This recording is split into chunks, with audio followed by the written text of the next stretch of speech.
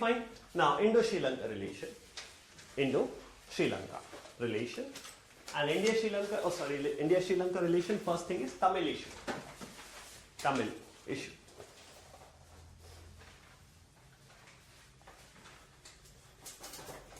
In Sri Lanka,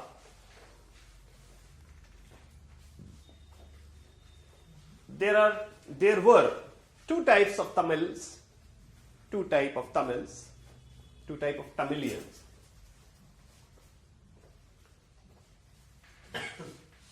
One group has been there prior to the arrival of Britishers. One group has been there prior to the arrival of the Britishers, and the other was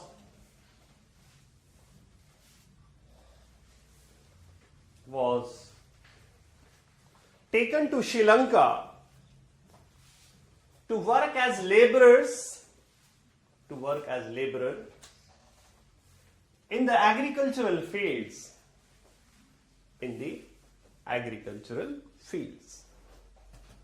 Full stop.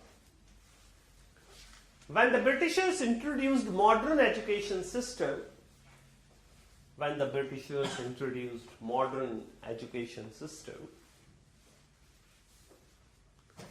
Tamilians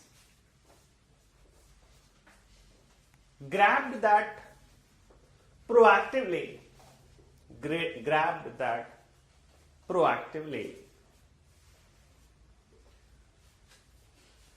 Consequently, they started dominating the businesses.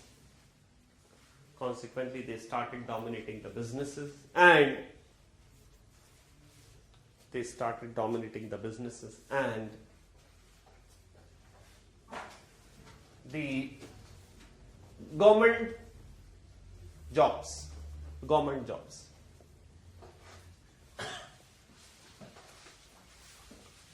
When Sri Lanka became independent in 1948,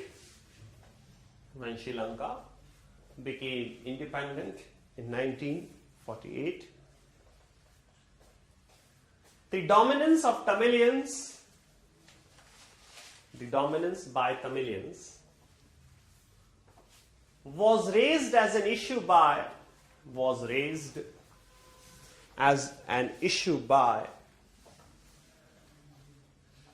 Sinhala parties.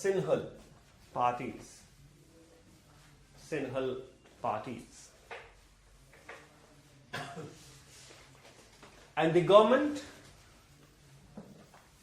took some decisions which were openly and blatantly against the Tamilians.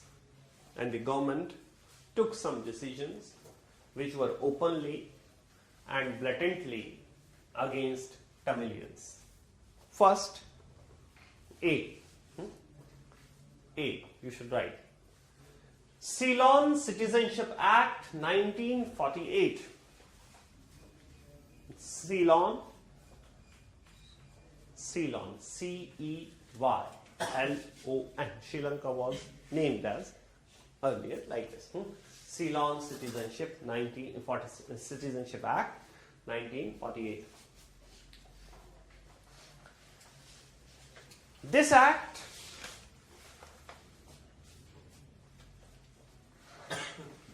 prescribed some harsh conditions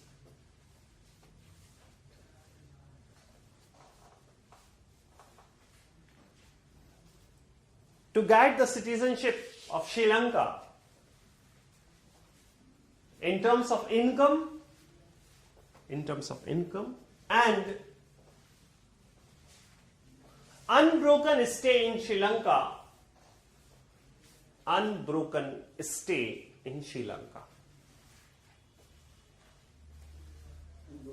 Unbroken stay means continuous stay in Sri Lanka. Consequently, very few Tamilians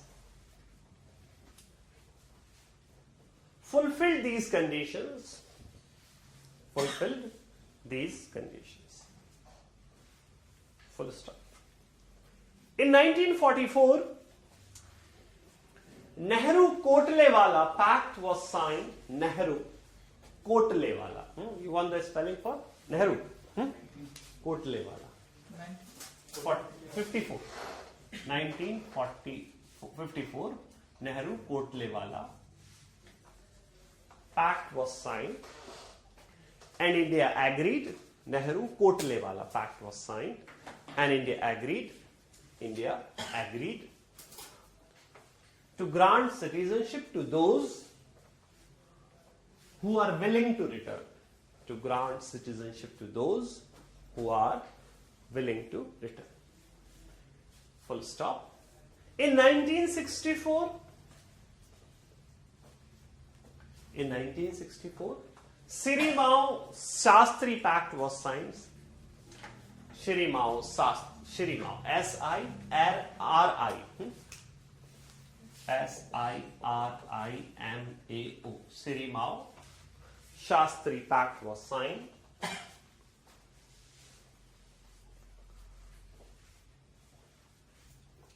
India agreed to grant citizenship to 5,25,000.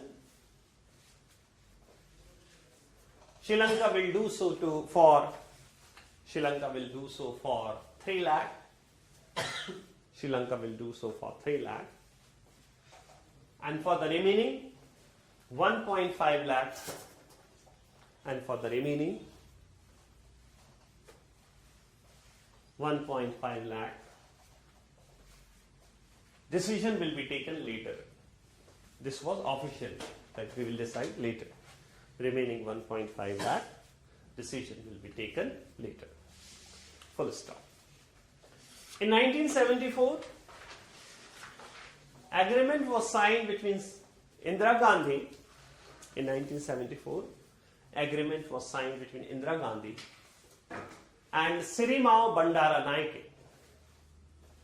Indira Gandhi and Sri Mao Bandara Naike.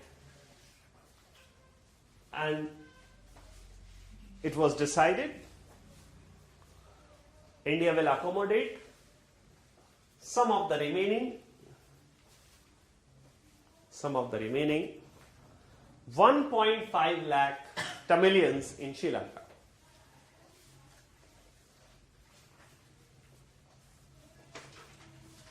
Full stop. From 74 onward,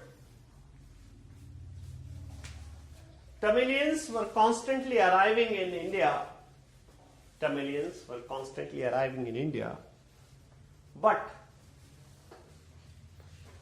in 1983, there were large scale anti-Tamil riots in Sri Lanka. In 1983, there were large-scale anti-Tamil riots in Sri Lanka, which started the first Elam War.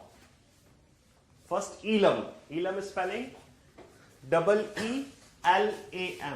So it is known as Elam War. First started in 83. Therefore, in 1984,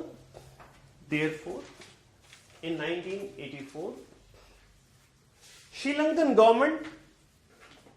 government suspended the ferry service, F-E-R-R-Y, ferry service. Full stop. The matter was finally resolved.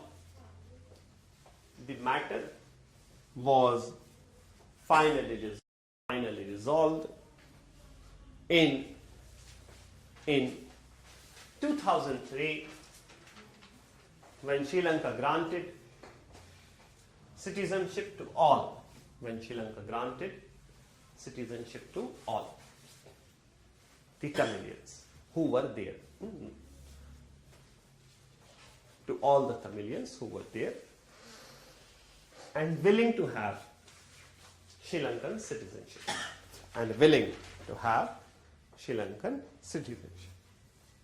I hope it's clear. This is how it has unfolded. Now, what was the second issue?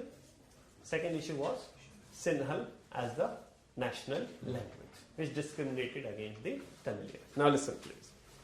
Then started, actually, when we talk about Indo-Sri Lanka relations, I'll give you a break, don't worry. Now, when we talk about Indo-Sri Lankan relations, the relations are divided into three phases. One till 1983. Why till 1983? Whatever atrocities were done, they were done by the Sri Lankan government. Tamilians were simply at the receiving end, there was no resistance. But there is a limit to everything. After this riots in Colombo, Tamilians started the resistance. And that is we call as Elam War.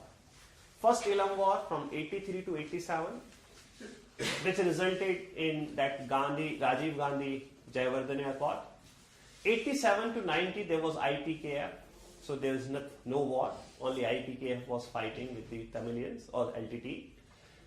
Second Elam War from 90 to 95 January. Third Elam War from 95 April to 2002, longest war. Okay, and fourth from 2006 to 2009. So this is the third phase, which has been dominated by the wars between LTT and the Sri Lankan armed force. Now listen please. When that first Elam War broke out, there were reasons. The immediate reason was 83 war. Prior to that, there were many things which have happened, which were which were discriminatory towards the Tamilians. In that case, you know that 87, that thing was signed. What were the provisions? Provisions are like this. First point, India will ensure the territorial integrity and sovereignty of Sri Lanka. That is the first point. Means we have no intention of disintegrating Sri Lanka. Second point, LTT will give up the arms, which they never did. When LTT will lay down the arms, then only the Sri Lankan army will be brought to the barracks. Here, Jayawardene played the game when he was the Prime Minister. Fourth point is that entire Sri Lanka, this is where I think we crossed the line. Entire Sri Lanka will be divided into 9 provinces.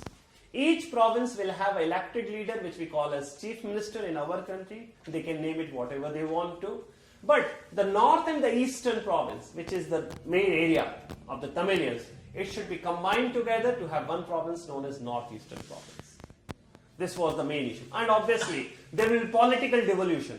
Financial powers, police powers, land powers, all these things will be given to these provinces. It is more like of a federal type of arrangement like you have in US. Not type the unitary arrangement we are having in our country.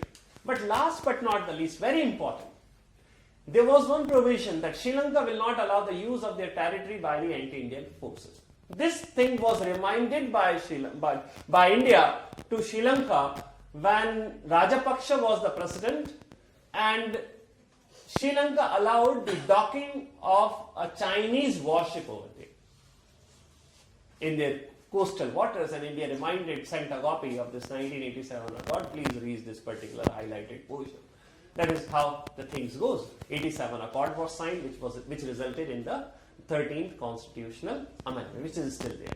Okay. Rather, we are reminding about this 13th constitutional amendment, which has never been implemented by any Sri Lankan government till date. Till date, it has never been done. If it could have been done, probably solution could have been solved earlier. But then what happened? Okay, fine. Third war, fourth war. After fourth war, Norway intervened. Third war, not fourth war. Norway intervened, and they worked out a solution.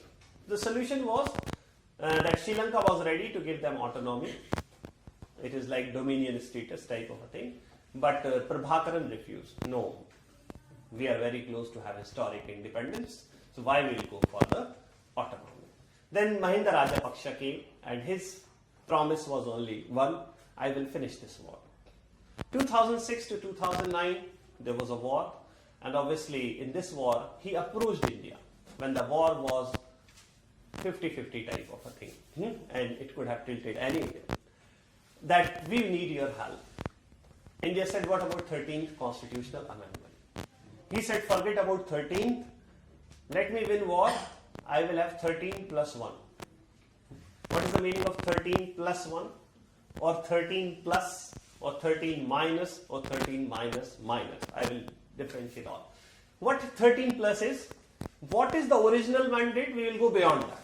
That is 13 plus. Means we will have devolution in other areas as well, which has not been mandated by the 13th Amendment. 13 plus 1, what does he mean? It is not 14. He said you are talking about one chamber, that is like Vidhan Sabha or Legislative Assembly. We will have second chamber also. But then there was a catch. Don't think like it is like Vidhan Parishad we are having or Legislative Council we are having. Legislative Council which is like in UP or Karnataka which is having, it is there in UP only. It is there in Karnataka only, or whichever state. I think 5 states are having. 6. Okay. Telangana has recently. Fine. So what Telangana is, it is there in Telangana itself. But when I polity padha tha, at that time there was no Telangana. So that's why I didn't remember this. Okay, fine. So where I was, but then in this case, it is not going to Legislative Council in this conventional sense. That Legislative Council will be based in Colombo. Again, which raises a question mark, why in Colombo? If you want, you should have in all these provinces. But then, India refused to openly participate in the war. We said we will provide you only logistical support. And when Rajapaksa has won the war, no marks for imagination. When India reminded him that, okay, see, these are the things, he said, we will work out homegrown solutions. Homegrown solutions means we will not take anything which is imposed from outside, because in Sri Lanka there is a group of people who believe that 13th constitutional amendment is an imposition from outside. What happened after that? Actually, post 2009, I will go just one more time backward. 13 minus means not implementing the provisions related to land and police. And it's understood that why land and police has not been given.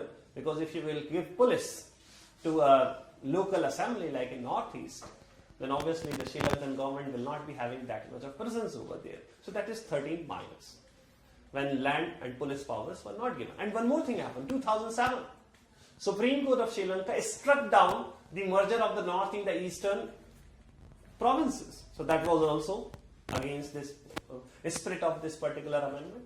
Then later on, they passed one law, Sri Lanka passed one law known as Divine Guma Act. Divine Guma Act, actually, in this case, the Economic and Development Ministry, they don't call it Finance Ministry, it was given wide-ranging powers, and some of these powers were clearly against those which were granted to the provinces. So one minus was land and police was not given, including the demerger of the North in the Eastern province, and the other minus was this act. So that is 13 minus.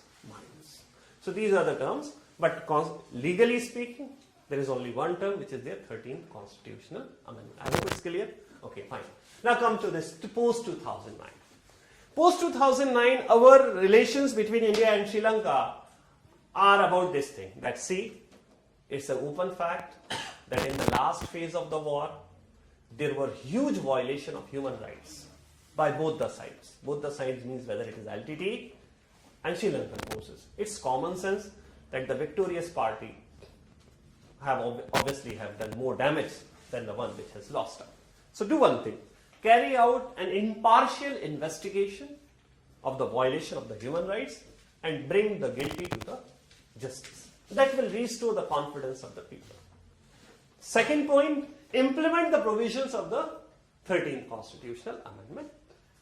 Third point, address the grievances of the Tamilians, like their land should be given to them. Okay, there should be proper rehabilitation. Investigation in human rights violation is not synonym with the rehabilitation of the affected people. That is something else. You have to do this. So when these are the only 3 points which we have. So when Rajapaksa was told after 2009, now see, you have to do this. He said what? We will work out homegrown solutions. And homegrown solutions in 2010. Now I am coming to those resolutions which were passed against Sri Lanka at Human Rights Commission. He appointed Lessons Learned Reconciliation Commission. And prior to this, that was done in 2010, 2006, when that war started. Before that, one more mechanism was started known as APRC. These things have to be there in your answer. That is all parties representative committee. That is APRC. But obviously the recommendation of this was given in 2010, and it's not very difficult to imagine that this report, forget about implementation, has not even made public. So I can't say anything on that. Obviously it might be having some provisions which the Sri Lankan government do not want to implement. That's the only thing we can imagine. LLRC worked genuinely. There is not an iota of doubt about the intention. And they made certain recommendations to Sri Lanka that the Sri Lankan government have to reach out to the people. It is always the responsibility of the government to reach out to the people and bring about proper reconciliation, adopt a national plan for the investigation of the human rights violation. So we were expecting, we means India and the international community were expecting at least now they will do something about homegrown solutions. Recommendation is one thing, next step has to follow that. For 2 years, nothing happened. 2011, this report came, and till 2012, nothing happened. Then came US on the scene. And US on the scene, not bilaterally, multilaterally. At United Nations Human Rights Commission, US brought a resolution. And obviously, they are having different approaches for different areas. When they can brought this resolution, but they always veto the resolution for Palestinians. They are the only one who vetoed that. But the resolution was very strong and intrusive. When this came to India, India said, sorry, we will not vote on this resolution. You have to change this resolution and make it non-intrusive. Non-intrusive means it should only be recommending certain things to be done by the Sri Lankan government. You can't say if you are not able to do, then we are coming to do that. That is intrusive. And when it was made non-intrusive, and one more thing was made, if Sri Lankan government requires assistance, that is not we will provide. If you want, then Office of High Commissioner for Human Rights, which is under United Nations, will provide the assistance. But please, not the please, they said implement the recommendations of LLRC. That was the only line said. Because international community believes that LLRC was enough to address the problem. But Sri Lankan government was dragging its feet.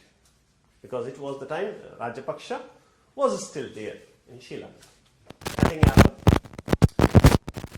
They started some sort of like this opening school, local body election type of thing. But then situation was much bigger than conducting panchayat elections over there. 2013, US again brought the resolution. This time the tone and the tenor changes.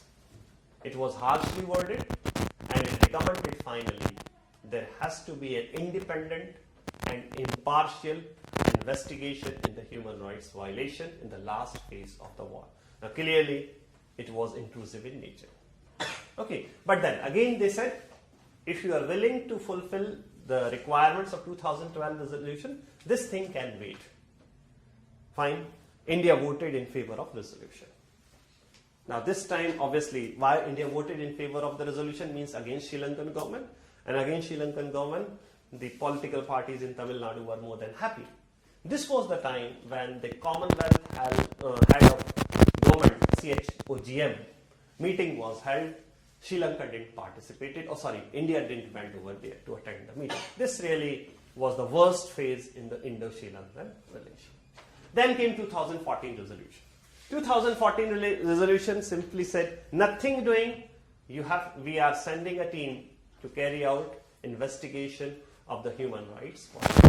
This time what we did, we abstained from the voting because it is clearly intrusive in nature.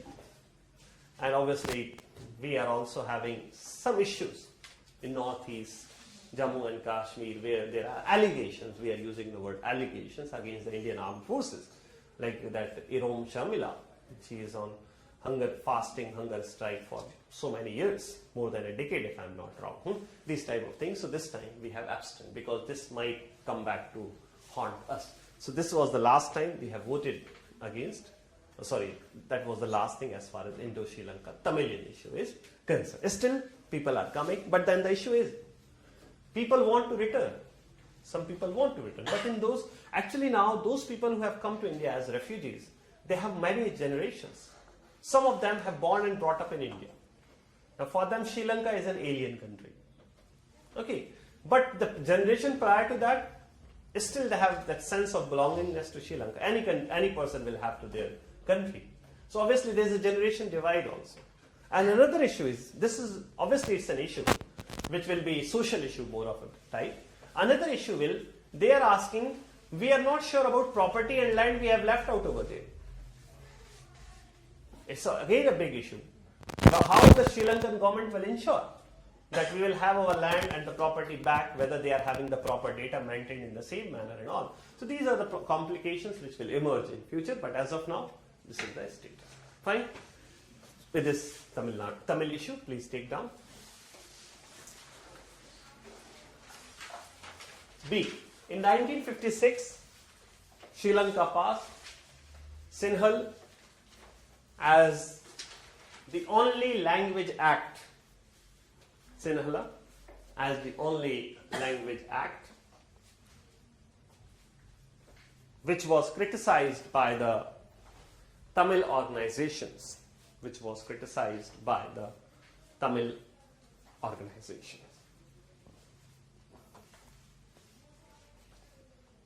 Next paragraph. Indo-Sri Lankan relations could be divided into three phases.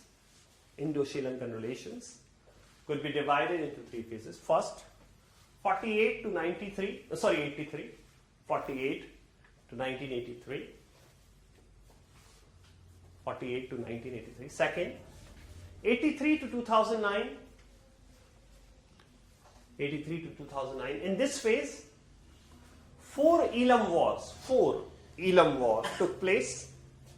In this phase, four Elam war took place. And third, post 2009. Post 2009. All right.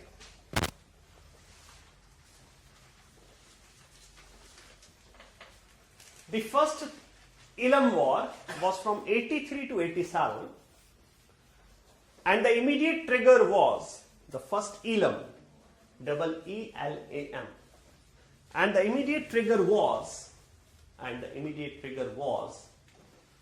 the anti-Tamil riots of 1983.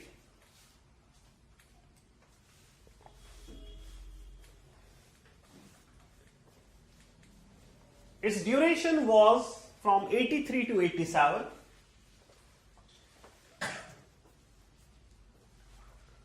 Full stop.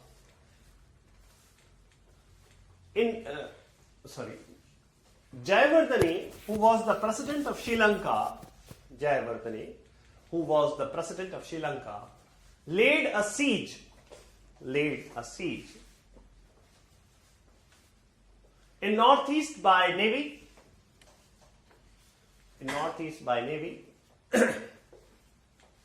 and from the other side, army.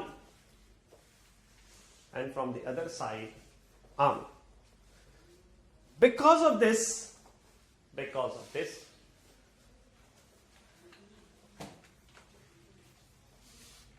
there was a humanitarian crisis in the northeast of Sri Lanka.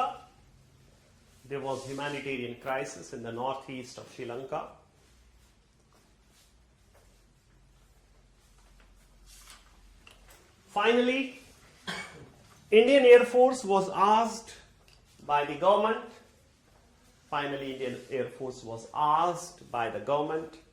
to drop the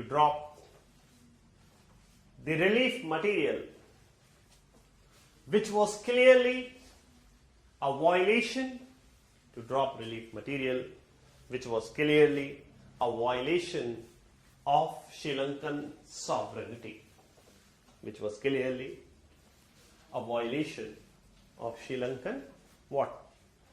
Sovereignty. And it was followed by 1987 Indo-Sri Lanka Accord. 1987 Indo-Sri Lanka Accord, also known as Rajiv Jayawardene Accord, also known as Rajiv Jayawardene Accord. The provisions are: the territorial integrity and sovereignty of Sri Lanka, the territorial integrity and sovereignty of Sri Lanka will always be maintained, means will not be violated. Second, LTT will lay down the arms. After that is important here. After that, the Sri Lankan army will return to the barracks. But what happened? LTT refused to lay down the arms, but Jayawardene asked army to come to the barracks. Okay, so that IPKF could fight with the LTT. This is what the game. Okay, now continue. Next point. The entire Sri Lanka will be divided into nine provinces. The entire Sri Lanka will be divided in 9 provinces.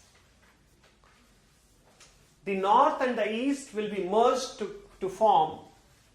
The north and the east will be merged to form northeastern province. Northeastern province. All these provinces should have greater political devolution.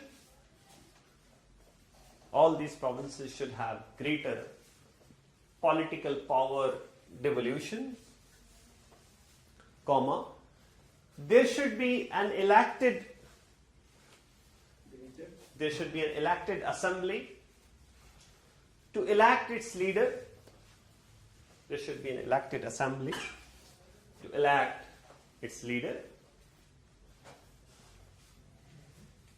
Like Chief Minister. Okay. Next. Along with Sinhala, this is very important. Along with Sinhala language, Tamil and English will also be given the official language status.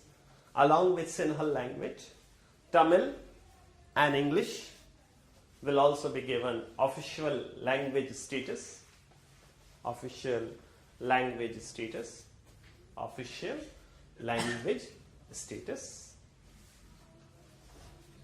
Continue. Next point. India will send IPKF, Indian Peacekeeping Force. Last but not the least, Sri Lanka will not allow the use of its territory.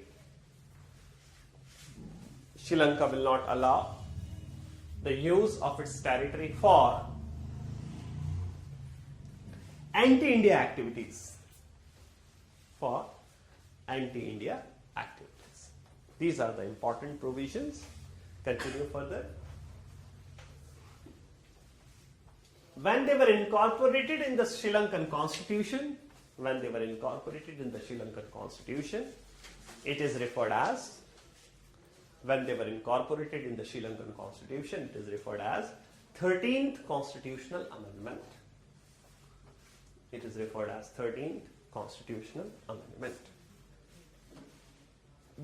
The fact is, none of the Sri Lankan government, you write it like this, none of the Sri Lankan government of Sri Lanka have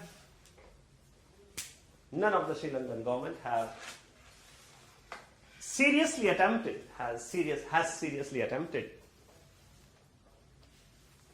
to implement this provision. In reality, it has been 13 minus or 13 minus. But 2 minuses here doesn't mean a plus. 13 minus. At times, Sri Lankan government or government of Sri Lanka, has coined the terms like 13 plus and 13 plus 1. 13 plus and 13 plus 1. Next paragraph. As far as 13 minus is concerned, I am discussing all of them together. As far as 13 minus is concerned, land and polis were never devolved to the provinces. Land and polis were never devolved to the provinces, because even if you see in our country, land is a state subject. So there it was not done. Moreover, in 2007, the Sri Lankan Supreme Court struck down. In 2007, the Sri Lankan Supreme Court struck down the merger of the North and the East province. Struck down the merger of the North and the East province. This is 13 minus. Later, Divine Guma Act was passed. Divine Guma Act was passed. Divine, Guma, G-U-M-A, Divine Act was passed, which gave wide-ranging powers to Ministry of Economics and Development.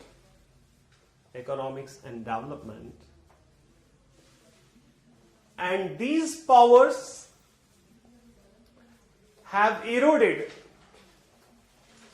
the authority of the provincial legislatures. Have further eroded the authority of provincial legislatures. This is one more minus and making it 13 minus. So if they ask a question like Sri Lankan government response to the 13th constitutional amendment, so what you have to write? You have to write this. Okay, so 13 minus is what actually they have done. But whenever they talk 13 plus and 13 plus 1. But in reality, this is what they have done. So forget about 13 plus, they have not even fulfilled 13. Okay, now continue. 13 plus. 13 plus means going beyond the mandate of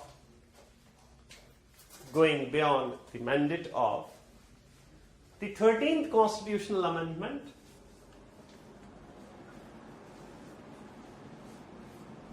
and the term 13 plus 1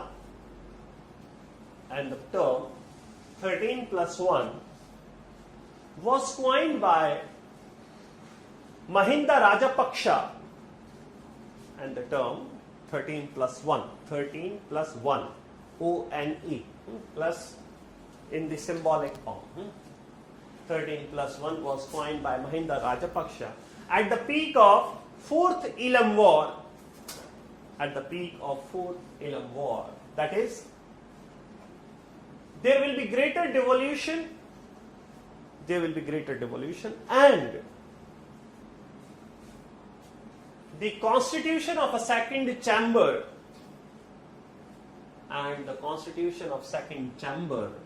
in Colombo.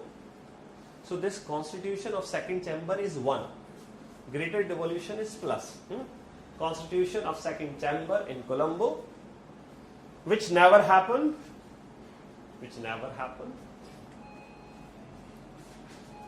In this regard, APARC was constituted. APRC, All Parties Representative Committee. APRC was constituted in 2006. All Parties Representative Committee was constituted in 2006. which submitted the report in 2010,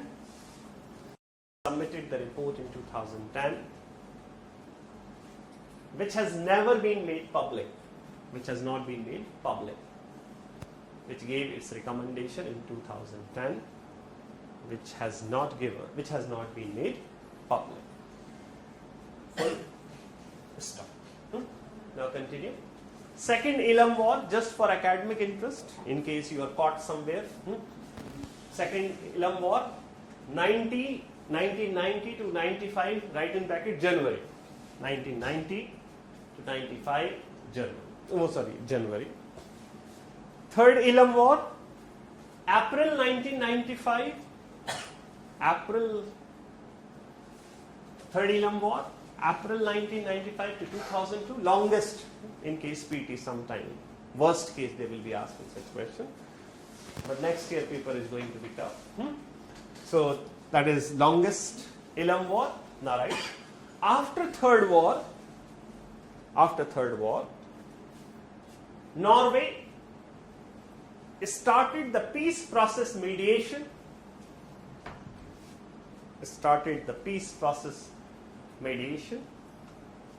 But because of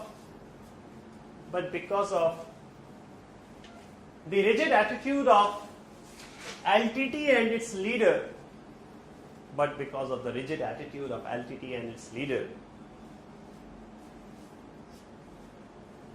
there was no solution. Fourth Elam War started in 2006.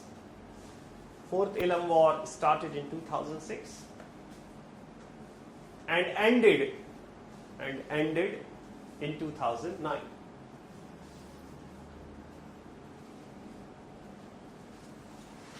At the peak of the war, Sri Lankan President Rajapaksa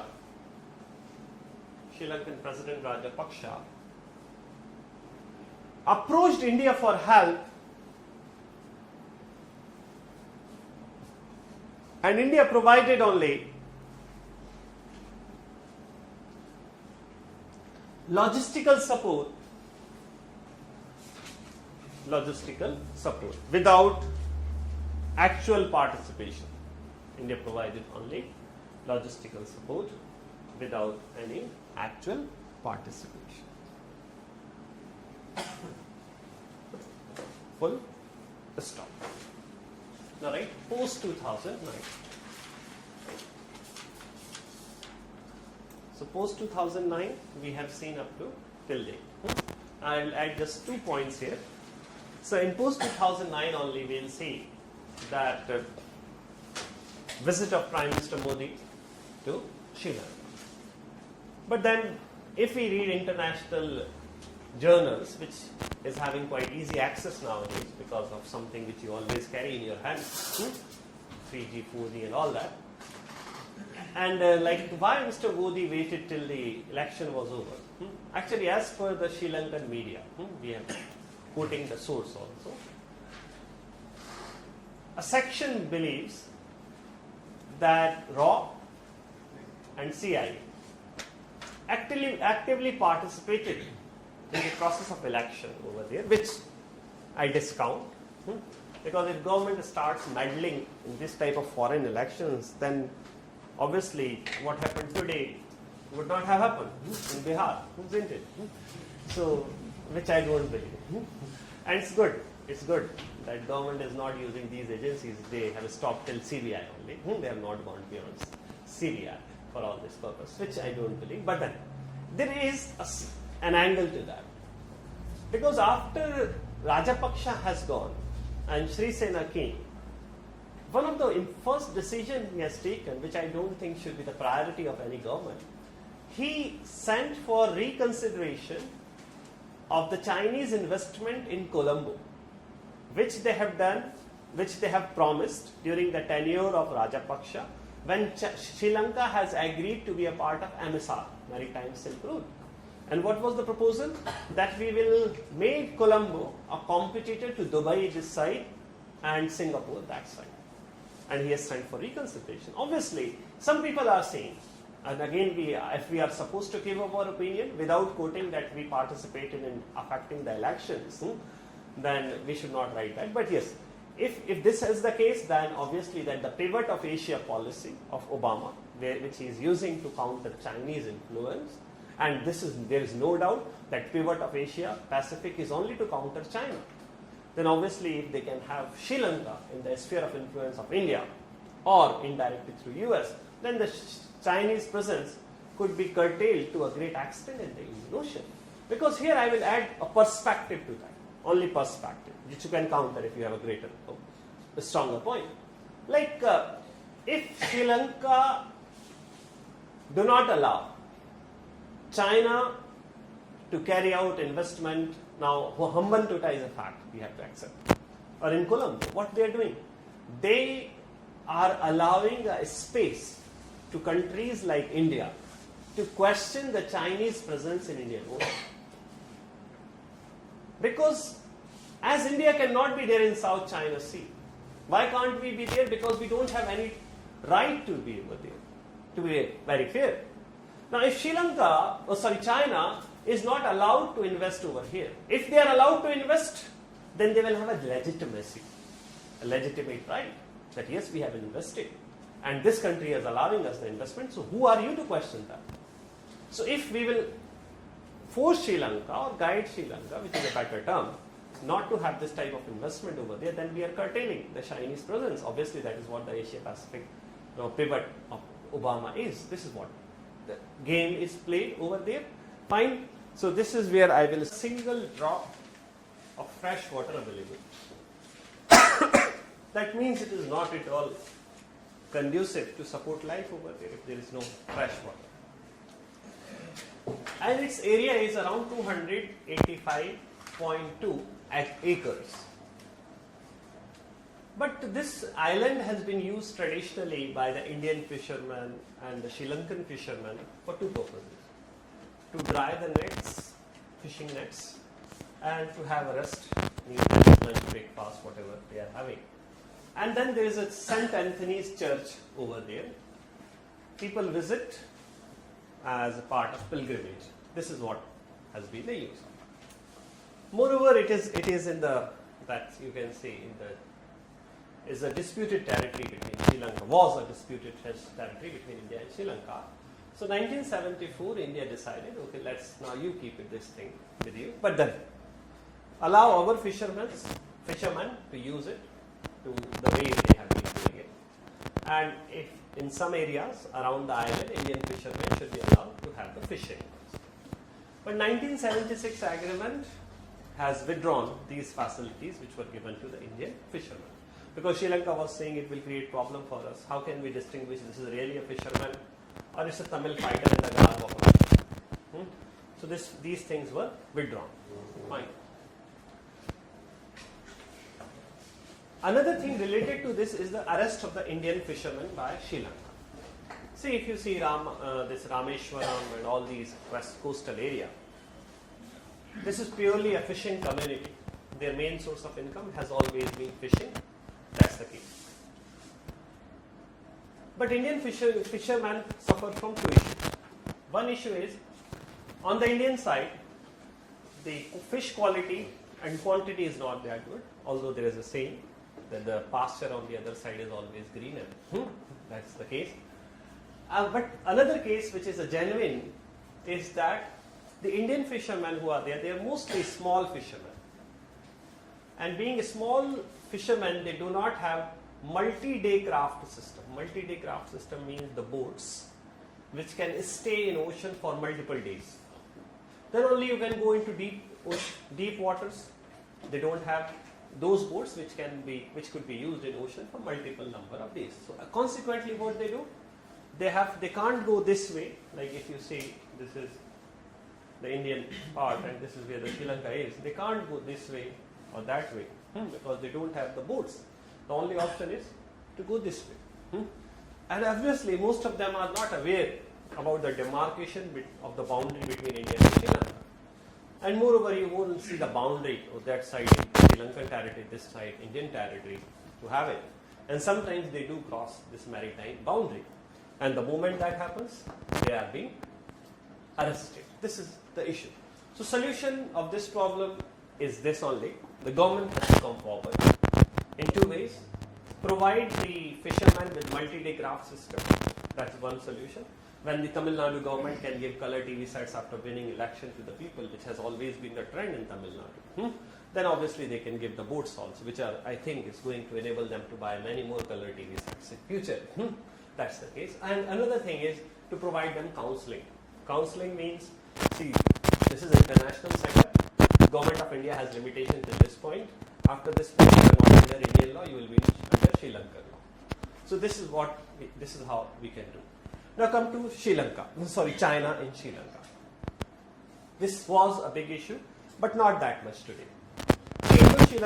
Indo-Sri Lanka relations have been greatly affected by the Chinese presence over there. This is a fact. Now how? It's like this. China is having huge reservoir of dollars in the form of foreign exchange, and they want to use this money to increase their sphere of influence. This is what they are giving in the form of soft loans to develop infrastructure, this and that, all type of activities they are doing. Moreover, China has certain advantages which we don't have. They are a member of United Nations Security Council. They are founding members of many organizations like Shanghai Cooperation Organization, which we don't have. Obviously, they always lure away countries. Let's see, if you will come to us, then we will enable you to be member of these organizations. This is what they are doing. Then China, obviously, Sri Lanka co-opted to be a part of Maritime Silk Route project. Then Hambantota has been developed by China in Sri Lanka. 85% of the total cost was borne by China. Obviously, it's a different story that Hambantota was first offered to India by Sri Lanka, but we took it for granted that where they will go. जब हमारी मर्जी होगी हम कर देंगे, जब नहीं होगा नहीं करेंगे. But then the surprise when China was asked by them to come and finish the project. This is how things goes. So that is one part. Then China launched the satellite for them, that I have told you, Supreme said. Then China was establishing the space academy for them. So all this has happened over there. That is what our concern has been. So when a Chinese warship docked on the Sri Lankan port, India has to remind Sri Lanka about the 87 Accord between the two countries, that you should not allow the presence of a territory for anti-Indian activities, although it was not openly anti-Indian activities. But yes, obviously, it does means causes some concern for us. These are what the issues are. Fine. Now please take down.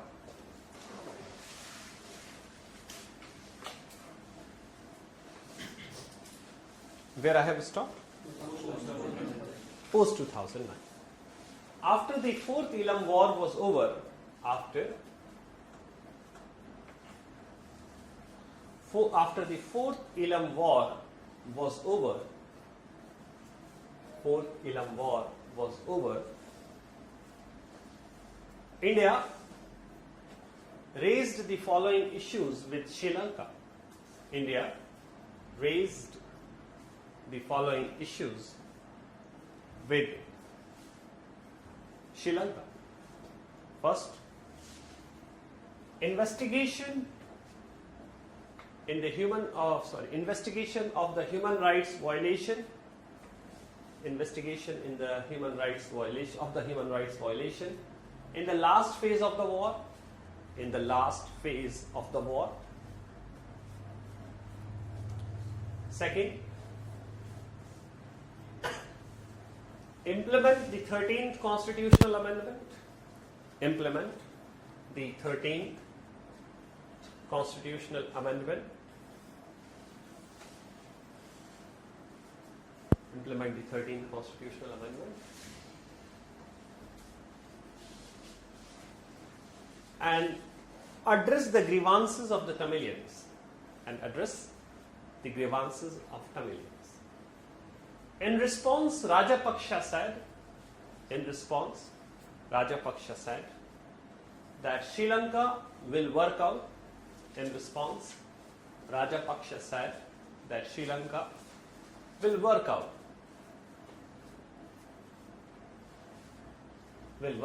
Homegrown solutions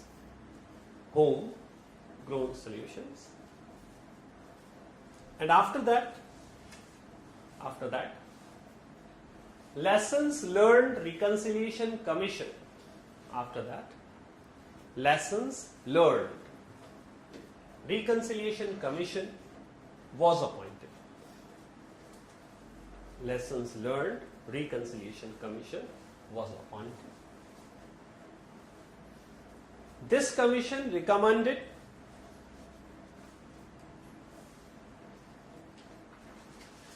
the investigation of human rights violation and many other investigation of the human rights violation and many other corrective steps to be taken by Sri Lanka, government of Sri Lanka, But the fact is, Sri Lankan government has not been serious. But the fact is, the Sri Lankan government has not been serious to implement the recommendations. Has not been serious to implement the recommendation. This was followed by 2012, 13 and 14 resolutions. 2012, 13 and 14 resolutions against Sri Lanka related to violation of human rights.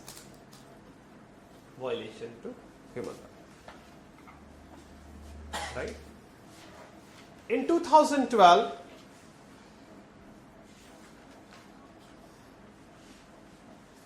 the resolution was proposed by US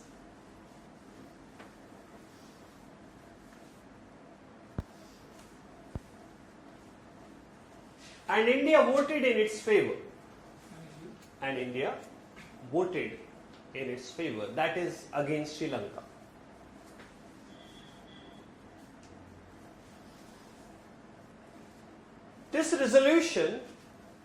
This resolution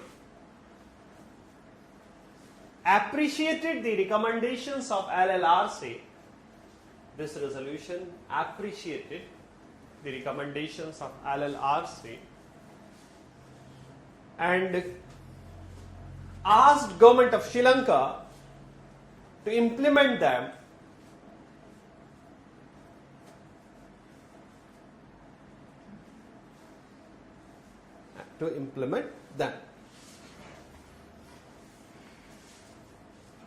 Before voting in its favor, India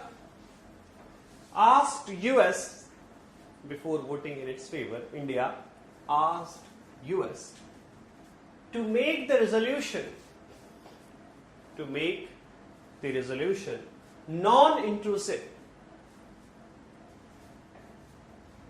the resolution non-intrusive.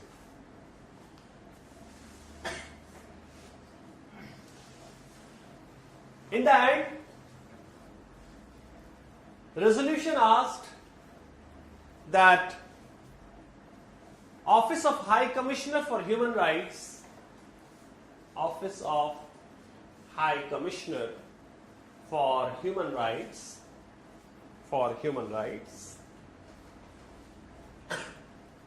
will provide technical support to government of Sri Lanka if they want, if Sri Lanka wants. That was 2012. 2013, it was adopted by the Human Rights Commission. After examining the report submitted by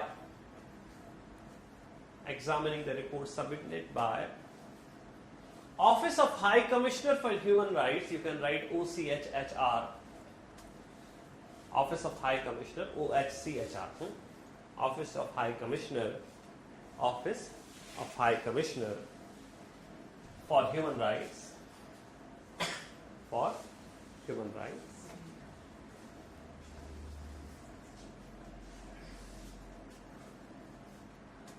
The resolution finally ended with the call for,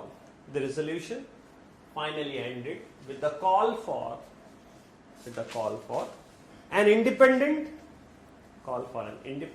and credible international investigation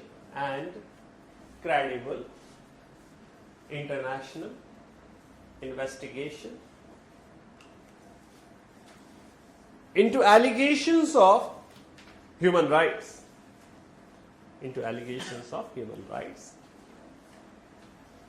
This resolution was also supported by India.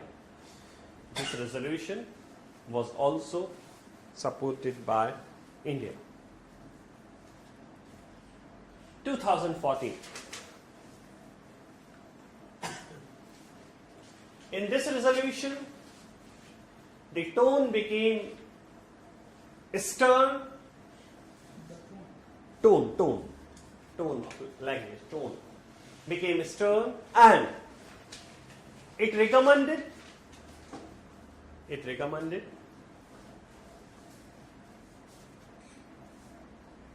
that there should be a comprehensive investigation by the Human Rights Commissioner. India abstained from voting this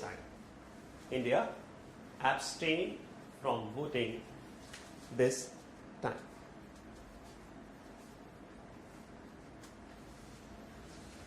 So this has been the thing. Now next topic is Kachativu and fisherman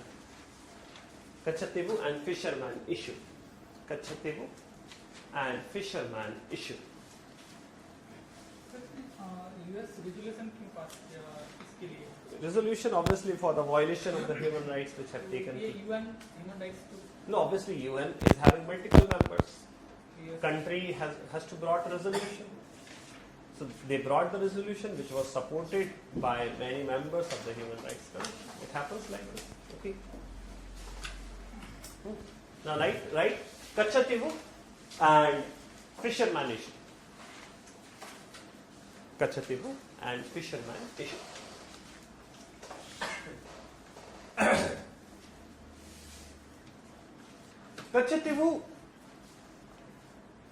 is an island with an area of around 285 acres. It is totally barren.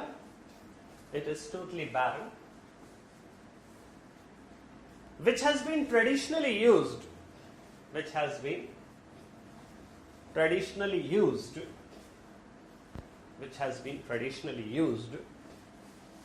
by the Indian and the Sri Lankan fishermen,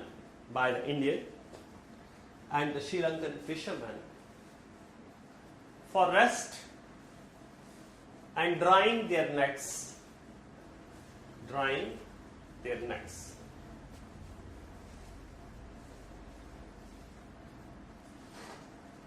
Continue. On this island, there is a church of Saint Anthony, visited by pilgrims. Church of Saint Anthony, visited by the pilgrims. Full stop. It was a disputed territory between India and Sri Lanka.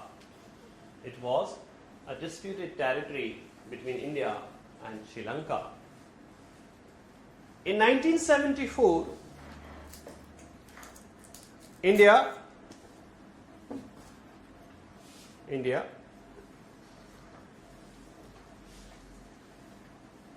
gave the island to Sri Lanka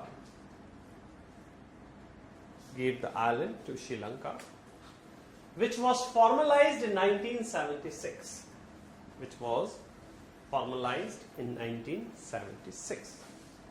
In 2008, Jayalalitha, how can you keep them out? Jayalalitha filed a petition in the Supreme Court.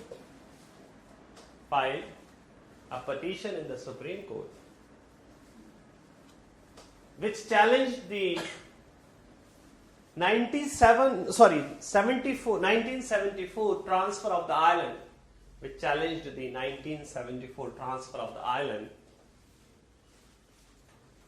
because what is the ground? Answer you know. Because it was done without constitutional amendment. The response of the central government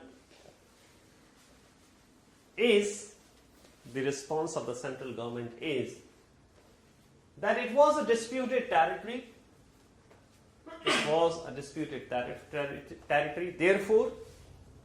Therefore, there is no requirement of constitutional amendment.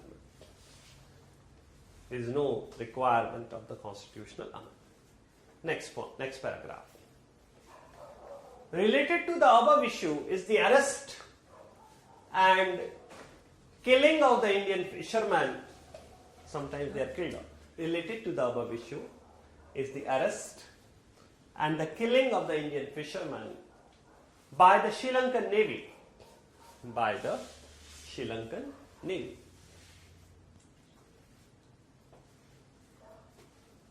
Continue. There are two reasons for this. First, fish on the Sri Lankan side is better in quantity. Fish on the Sri Lankan side is more in quantity. And second, Indian fishermen do not possess multi-day craft system. Therefore, Indian fishermen do not possess multi-day craft system. And this limits their activities in the deep ocean, into deep waters. Don't write deep ocean, into deep waters.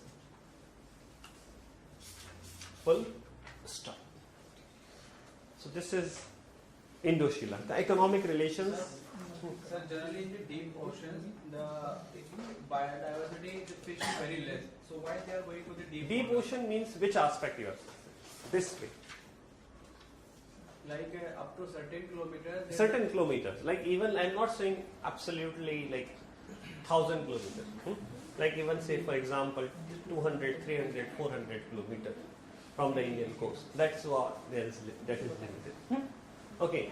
Now next is Indo-China. Indo-China, listen please. See, Indo-China relations, as I said in the beginning, we'll be covering multiple topics.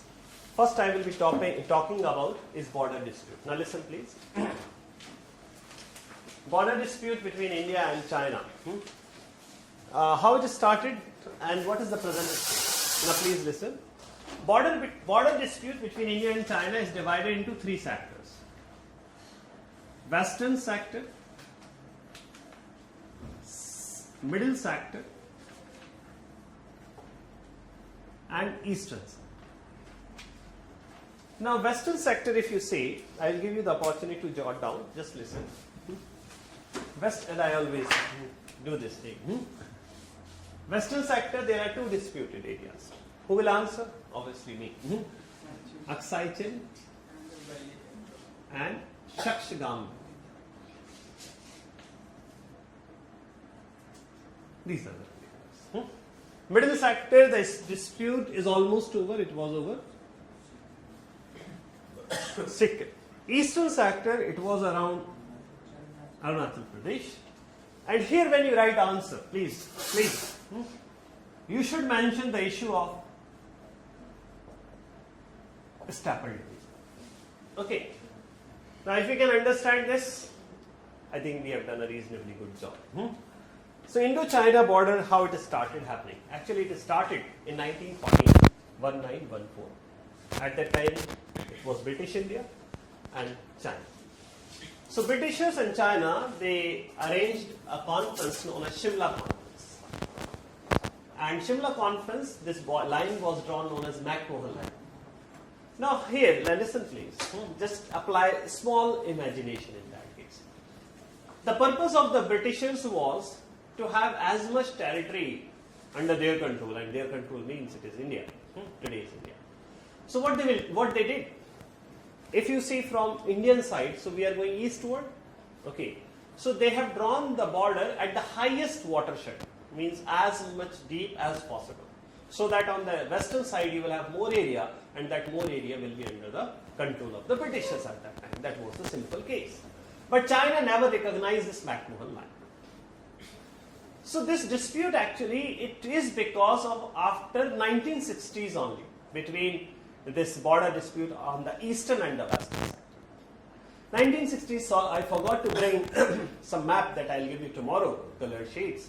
There if you can see, Kashmir actually we see that map. I'm very poor in drawing. Now if you see Kashmir, I'm drawing like this. Please don't give it outside. Otherwise, tolerance and intolerance debate will again start. Okay, so it's like this. Say here. So here if we see like this. So this is actually, we go like this. This is Aksai, and a part here is Chakshagam Valley, and here somewhere is the Siachen Glacier. This Sikandar sir might have explained you. So this Aksai actually is this part, which is again a part of Kashmir, and this is Pakistan occupied Kashmir. This is Kashmir under of India, and this part of Kashmir is with China. So you can say Kashmir is now having under control of three countries, Aksai and all. Now here first we'll talk about Aksai. Aksai, if we to say to China tomorrow, okay, we are giving you Aksai, you give us entire Arunachal Pradesh, then they will give you something additional also. They are so desperate to have Aksai. It is not for 38,000 square kilometers. It is this. On one side they have Tibet, and the other side they have Xinjiang Autonomous Region, Xinjiang Uyghur Autonomous Region. These are the most troubled spot in the entire Chinese territory. And their policy has always been first carrot, then followed by a stick. So it's not only a stick or only carrot, it is carrot, then followed by the stick. So they have started huge developmental activities in both these areas. And their developmental activities always follow with the development of infrastructure. That is simple requirement to develop. So here, like Xinjiang Autonomous Region, here they are bringing a pipeline from Siberia in West region. And from this, that Silk Road economic belt will start. And to this Kashgar, this belt which is coming from Pakistan, that is China-Pakistan economic corridor, will again come to Kashgar in China. So they are making Xinjiang as a focal point of their future plan. Obviously it will bring investment, it will bring development. But what if at the same time the indigenous people of Xinjiang are accusing government that in huge number they are bringing the Han people from the mainland China, because ethnically these people are of Turkish origin in Xinjiang, whereas the Chinese obviously they are not of Turkish origin, and obviously there is some religious issue as well. Most of the Xinjiang people are followers of Islam, whereas the Chinese they are either following Buddhism or whatever it is. So this they are claiming that you are looking to change the demographics. And as a result, there have been huge protests, and China government have clamped down quite strongly over there. There is nothing wrong in that. After that, last year, they met, and this is like only since 48, this Chinese government has met this way only 5 times. And one of the previously they have met like this way for Tibet. Now they have met for Xinjiang. And in that meeting, they concluded, we will flood this region with developmental activities, even if they will not fall in line, then we have to clamp down. Nothing doing, we have to implement the things with the force. And here they want to construct a highway that will be connecting these two regions. Otherwise, they have to come a long way like this. and this way they are having a long high mountain also, that is going to create some problems for them. This is the reason. So their former Prime Minister Deng Xiaoping, he made first proposal to India that you do one thing, you keep entire Arunachal, you give us the Aksai. India said no, sorry, we are not interested in giving, either Arunachal is ours or Aksai Chin to hamara hai hi. Okay. So that has been the response. So what surprise package that we were talking about, or what Sushma Swaraj was hinting as out of the box solution, probably is on this line. But I don't see that happening, because generally from government to government, whichever political party is, there is some continuation in the policies. There is some continuation. Okay, this is one part. Is middle sector. Now please listen. Middle sector, as far as things are concerned, here the issue was only Sikkim. And for a long time, China didn't recognize Sikkim as a part of India. But 2003, again an achievement which goes into the book of Mr. Vajpayee, where India and China in 2003 opened the border trade. And for border trade, like this side of India and that side of China, people can exchange the commodities or sale whatever it is. For both the countries have to normally designate certain places. Okay, for us, this is going to be the point of border trade. This is also going to be the point of border. So what India did, India proposed the border trade points from Sikkim, which were recognized by China. So this is how indirectly China has accepted Sikkim to be a part of Indian territory. There is no issue. Now the issue is about eastern part. Eastern part, Arunachal Pradesh. Arunachal Pradesh, 90,000 square kilometers, which was covered, which is like, see the difference between Aksai Chin.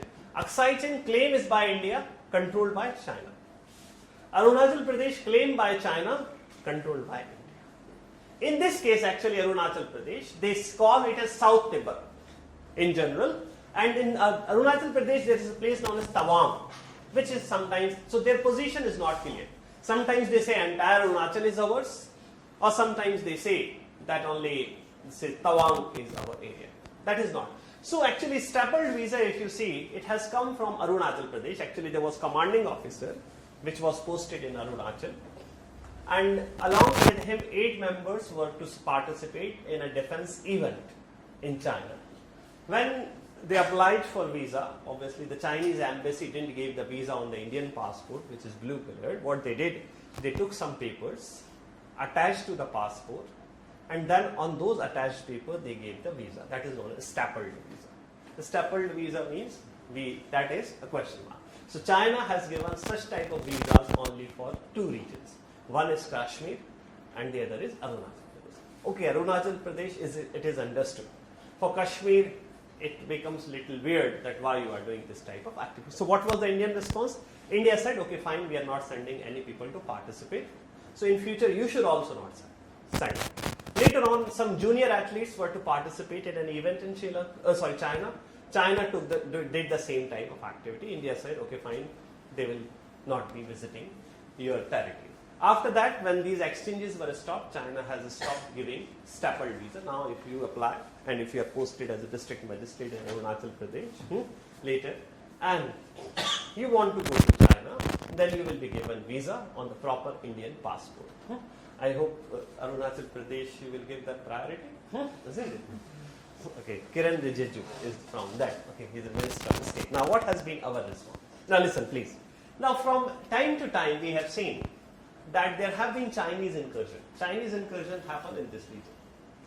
Okay, every time March, April, May, June, July, September. Like for 2-3 years, the activities increased like anything. Last year was most astonishing. When Xi Jinping visited India and he was enjoying dinner on the bank of Sabarmati, dishes offered by obviously the host, Prime Minister. At the same time, obviously what was happening, the Chinese soldiers were moving forward and our soldiers were making a tactical retreat. This was it. But then it is not that हम कुछ नहीं कर रहे, ऐसा भी नहीं है. Yes. We are also responding, but in a very calculated manner. What China has done actually in this area, they have went for infrastructure development. Infrastructure means road and rail connectivity. These are the two, and mainly it is road. So we have also responded in the same way, like Border Road Organization has constructed the roads. Then we have constructed an airstrip at Neoma Air Base. And then there is something known as the Ladakh region, Daulat Beg Oldie region. When 2013, India got that Super Hercules, C-130J Super Hercules, you know where it was made to land? It was not made to land in Delhi. It was made to land in Daulat Beg Oldie region, which is in Ladakh. And C-130J Super Hercules is a military aircraft by any definition. Then after that, obviously, induction of Kiran Rijiju in the cabinet representing Ministry of State, then V.K. Singh is also being given, that General V.K. Singh, although he has disappointed greatly after becoming minister, is also for the Northeast. Is also, so there is a special focus. Now, two more points I will raise over here. That India has raised a special mountain corps. A special mountain corps for this part only. That is. So we are responding, obviously, aggressive policy by aggressive policy. Although, obviously, these are facts. Now, here one more point. You might have read last year that India has deployed UAV, Netra. Where? On Indo-China border. In which part? Central, middle, eastern, western? It is in western. So, western, we are also making it more important because it is important for them. So, if you are close to the jugular vein of the opponent, then you have an advantage. That is what we are looking to have. Fine. Now come to the process. A special representative. A special representative mechanism can really solve this issue. Other than out of the box solution and all that.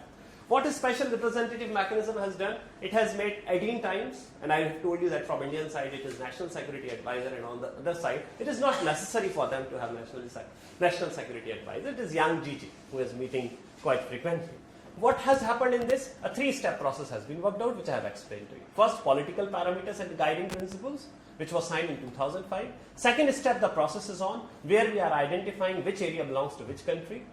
And third will be the most easy, just to draw the line. This way, but then in between, China has come up with some proposals. Like they are saying, okay, border dispute resolution will keep on happening. You don't worry about that. We just focus more and more on improving trade relations. That has been their approach, because obviously trade relation improvement means more export from China into India. But what we are saying, no, both of them should move simultaneously. That has been our. So in this case, you should highlight two things: the swap policy of China and more emphasis on economy rather than border dispute resolution. What has been our response? Refusal of the swap policy as of now, till date. This is the policy. And second, simultaneous work on improving economic relations and solving the border. Okay, this is where you should stop. Future, if it is resolved, then obviously you will be having more information to write. Now, one more point I will discuss, then we will have a writing session. Water dispute. Water dispute, like India and Pakistan have signed Indus Water Treaty. Indus Water Treaty is about 5 rivers and the Indus tributary. That was signed in 1960, mediated by World Bank. Now, in that case, India was in an advantageous position, because India is an upper riparian country and Pakistan is a lower riparian country. But then, what was the Indus Water Treaty? West flowing rivers, that is Indus, Chenab and Jhelum, Pakistan. West flowing river, that is Ravi, Beas and Satluj, India. Okay, and there are many other provisions, I am not going into that. Now, as far as Brahmaputra is concerned, here we are in a disadvantageous position, because India is a lower riparian country. First, water has to flow through China, then it will come into our territory.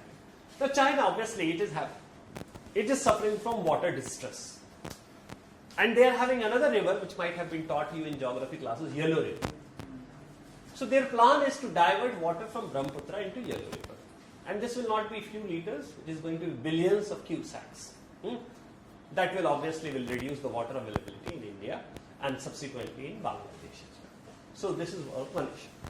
So, what has been Chinese response? China's response is, see, between Brahmaputra and Yellow River, there are huge mountain chains. That is their response.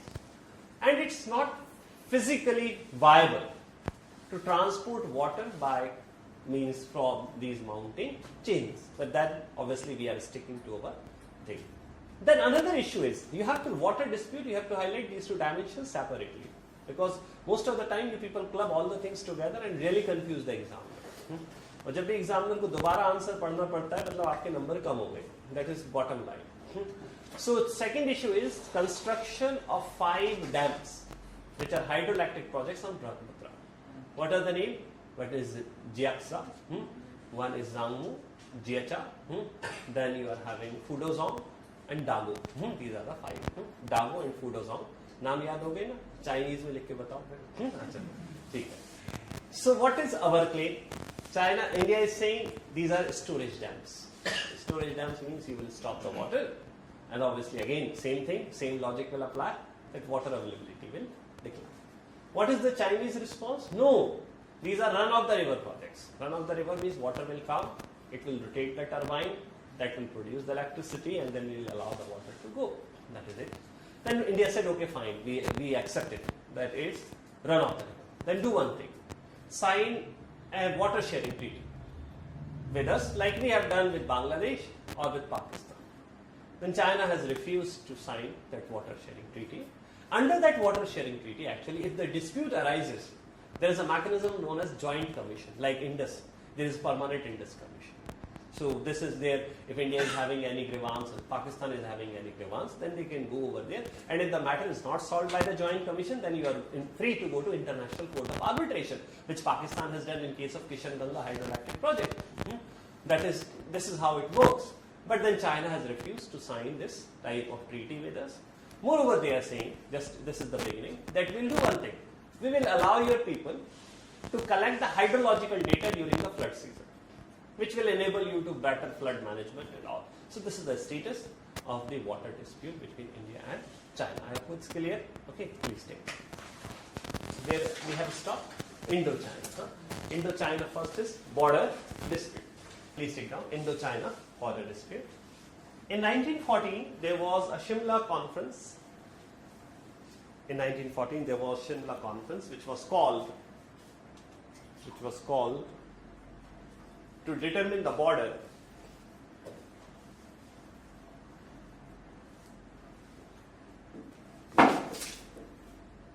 Britishers in order to have greater territory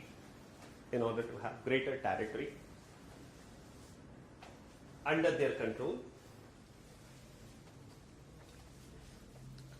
pushed for the highest watershed as the boundary, pushed for highest watershed, SHED, watershed, as the boundary between India and China. And it was referred as what? McMahon line. McMahon line, it is one word. McMahon line. Which was never recognized by China. Indo-China border,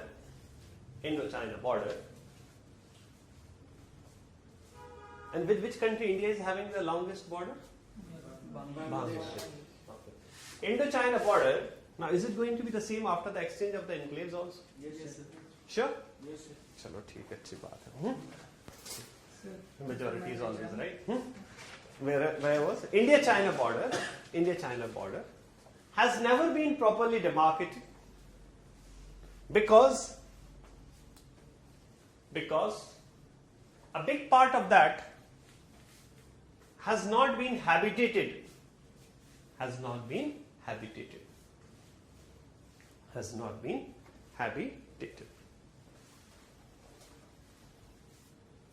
Continue further.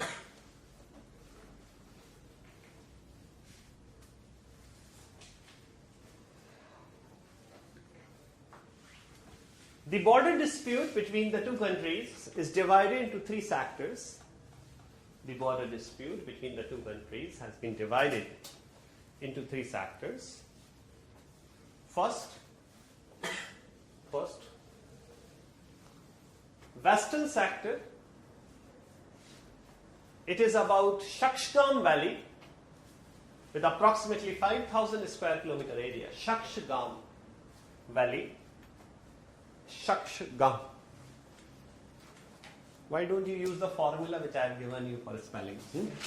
First two words, then Shakshgam Valley. Shakshgam Valley, which was handed over by Pakistan in 1963.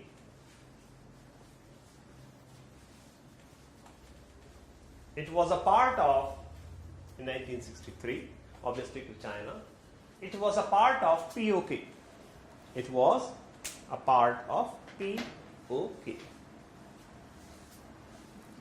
Another area is Aksai Chin. Aksai Chin, with approximately 38,000 square kilometers. With approximately 38,000 square kilometer. 38,000 square kilometer. Yes? Valley, it must have been given in return for something. No. It was like, it's a simple policy. Enemy is enemy. Right. 62 the war happened. 63 it was handed over. And between India and Pakistan, you know, the relations. Now it is better than those times. Now continue. Simple. And Shakshgam Valley has become more important in the context of China-Pakistan economic corridor. So, again, continue further. Where I was? Aksai Chin. Aksai Chin is strategically very important for China. Strategically very important for China because they are constructing a strategic highway. They are constructing a strategic highway to ensure quick and better connectivity. To ensure quick and better connectivity for Tibet and Xinjiang Autonomous Uyghur Region. I know you are interested in spelling. Xinjiang.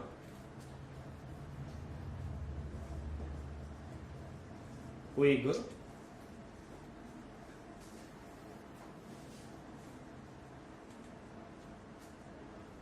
Autonomous Region. Tibet and Xinjiang, short, is this one is accepted. Is this. These two are the troubled areas in China. These two are the troubled areas in China. In this portion only, most of the Chinese incursions have taken place, like Dapsang region. Dapsang, this was a big issue. Dapsang incursion in 2013.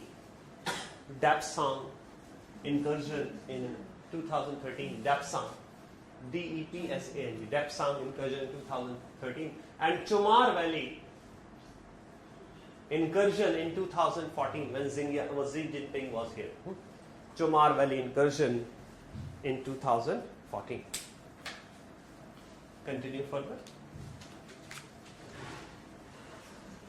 In this sector, China has become quite aggressive. In this sector, Western sector, China has become quite aggressive in deploying the forces, and carrying out construction activities.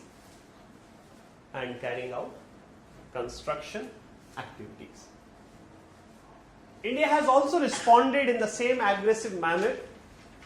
This is very important. I don't think they will ask Aksai Chin. Indian response. India has also responded in the same aggressive manner. First, by constructing roads.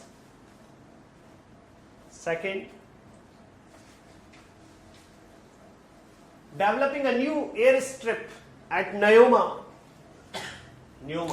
Developing a new airstrip at Neuma. Neuma is an air base. Nyoma, Neuma. Next, developing a new airstrip at Neuma. Next, C-130J. C-130J. Super Hercules was made to land. Super Hercules was made to land at Daulat Beg and Oldie region in Ladakh. Daulat Beg Oldie region in Ladakh. Next, India has raised dedicated mountain strike corps. Dedicated mountain strike corps. CORPUS. Dedicated mountain strike corps in this region. Corps. CORPS. Dedicated mountain strike corps. Full stop. You have to write only this for western sector. All these things are not applicable for the eastern sector. Let me tell you one thing. Now, middle sector. For middle sector, the issue was about Sikkim. For middle sector, the issue was about Sikkim. For a long time, China did not recognize Sikkim as a part of Indian territory. But in 2003,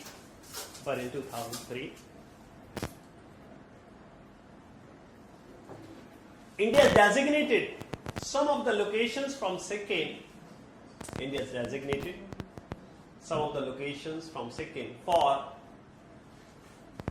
For the border trade,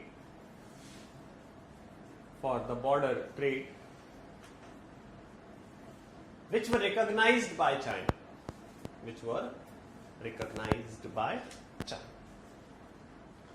All right, eastern sector.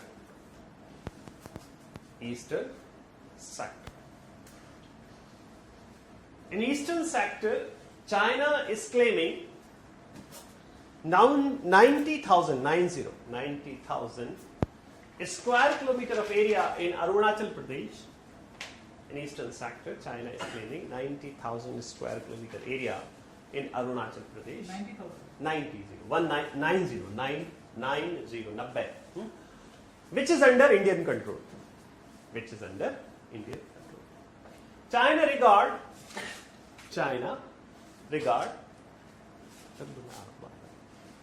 regard Arunachal Pradesh in general and Tawang in particular.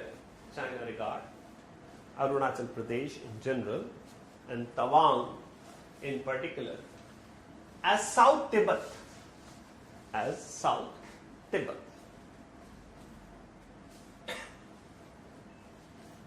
China resorted to issuing stapled visa.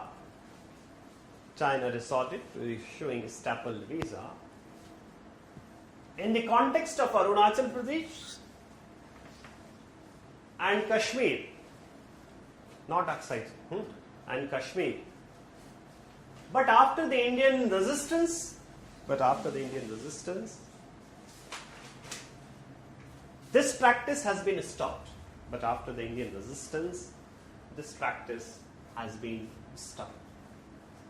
Next point. In the past, China has proposed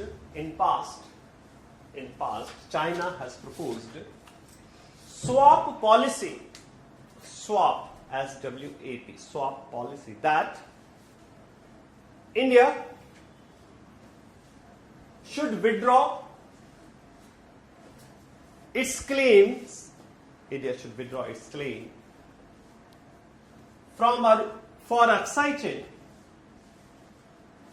For Aksai chain,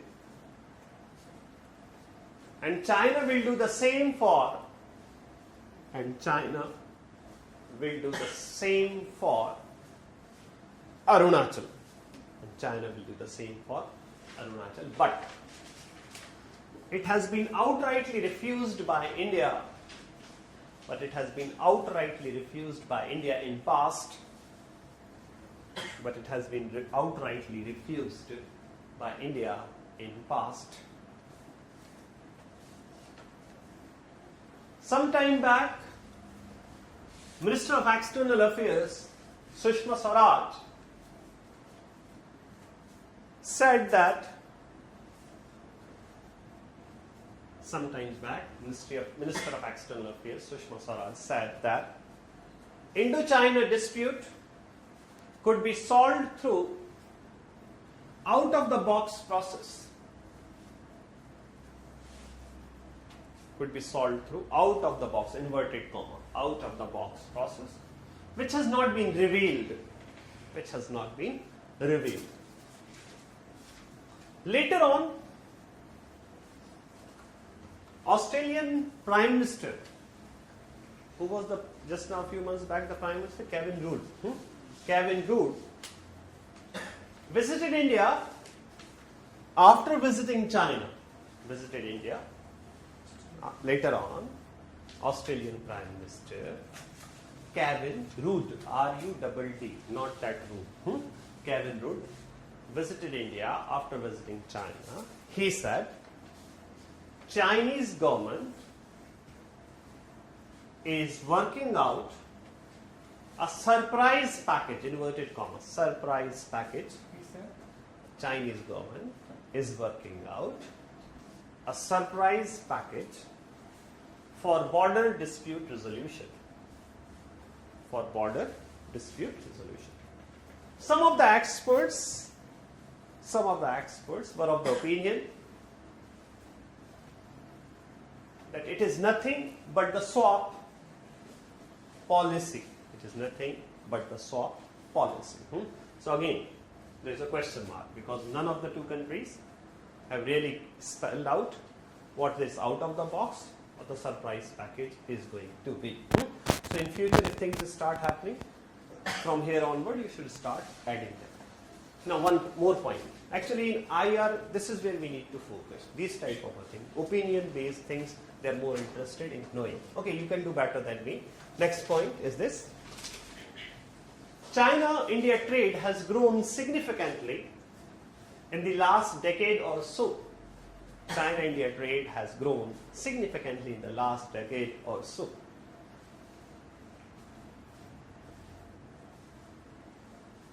That is why China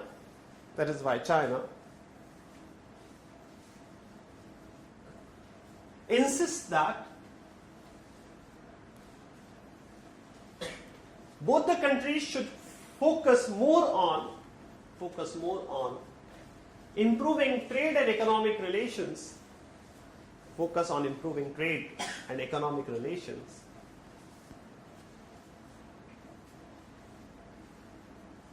And later, the border dispute could be resolved. And later, but when later, nobody knows. Later, the border dispute could be resolved. Whereas, India has maintained both the issues could be addressed simultaneously. Whereas, India has maintained both the issues could be addressed simultaneously. Next heading. General Studies Foundation course, on tablet, laptop, and desktop. Contact us at 78408887777. 78408888555. Email ID gsmentors1@gmail.com.